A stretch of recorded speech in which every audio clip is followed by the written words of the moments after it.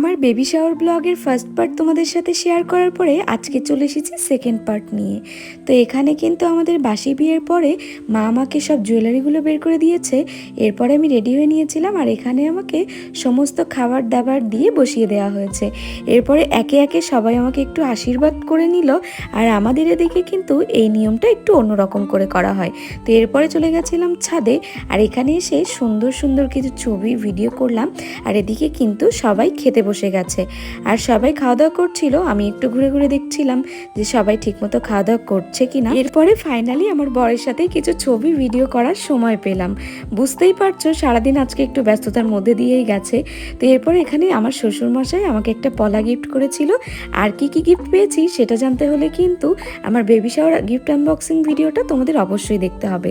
তো যাও তাড়াতাড়ি করে দেখে নাও। তো আজকের মতো টাটা, ভালো লাগলে অবশ্যই আমার চ্যানেলটা সাবস্ক্রাইব করে দিও। দেখা হচ্ছে কালকের ব্লগে।